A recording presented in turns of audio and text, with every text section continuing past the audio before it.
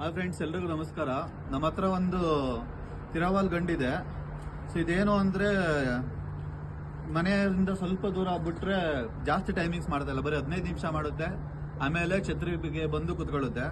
So ಇವಾಗ ನಾನು ಏನ್ ಮಾಡ್ಬೇಕು, ಟೈಮಿಂಗ್ ಜಾಸ್ತಿ ಮಾಡ್ಬೇಕು ಅಂದ್ರೆ ನಾವೇನ್ ಮಾಡ್ಬೇಕಂದ್ರೆ ಇವಾಗ ಡೈಲಿ ನಿಮ್ಮ ಪಾರಿವಾಳನ ಡೈಲಿ ಮನೆಯಿಂದ ಸ್ವಲ್ಪ ಅರ್ಧ ಕಿಲೋಮೀಟರ್, ಇವತ್ತು ಒಂದು ಅರ್ಧ ಕಿಲೋಮೀಟರ್ ದೂರದಿಂದ ಬಿಡಿ.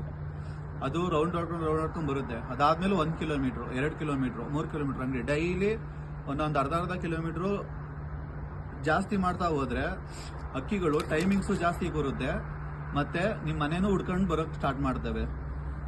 ಈಗ ಕೆಲವೊಂದು ಅಕ್ಕಿಗಳು ಏನ್ ಮಾಡ್ತವೆ, ಖಾಲಿ ಕೂತ್ಬಿಡ್ತವೆ. ಅಂತ ಟೈಮಲ್ಲಿ ಏನ್ ಮಾಡ್ಬೇಕಂದ್ರೆ ನೀವು ಡೈಲಿ ಒಂದು ಮನೆಯಿಂದ ಸ್ವಲ್ಪ ದೂರ ಅಂದ್ರೆ ಸಡನ್ ಒಂದೇ ಸಲ ಜಾಸ್ತಿ ದೂರ ಬಿಟ್ರು ಅದು ಅಕ್ಕಿಗಳು ಬರಲ್ಲ, ಬೇರೆ ಎಲ್ಲರೂ ಹೋಗ್ಬಿಡೋಕೆ ಚಾನ್ಸಸ್ ಇರುತ್ತೆ. ಅದಕ್ಕೆ ನೀವೇನ್ ಮಾಡ್ಬೇಕು, ಡೈಲಿ ಅರ್ಧ ಕಿಲೋಮೀಟರ್ ಜಾಸ್ತಿ ಬಿಡ್ತಾ ಹೋದ್ರೆ ಅಕ್ಕಿಗಳು ಜಾಸ್ತಿ ಖಾಲಿ ಕೂರಲ್ಲ, ಮತ್ತೆ ಟೈಮಿಂಗ್ಸು ಜಾಸ್ತಿ ಮಾಡೋದಕ್ಕೆ ಸ್ಟಾರ್ಟ್ ಮಾಡ್ತವೆ. ಇವಾಗ ನಮ್ಮ ಅಕ್ಕಿ ಮನೆಯಿಂದ ಸ್ವಲ್ಪ ದೂರ ಬಿಟ್ರೆ ಬರೀ 20 ನಿಮಿಷ 25 ನಿಮಿಷ ಅಷ್ಟೇ ಆಡ್ತಿತ್ತು.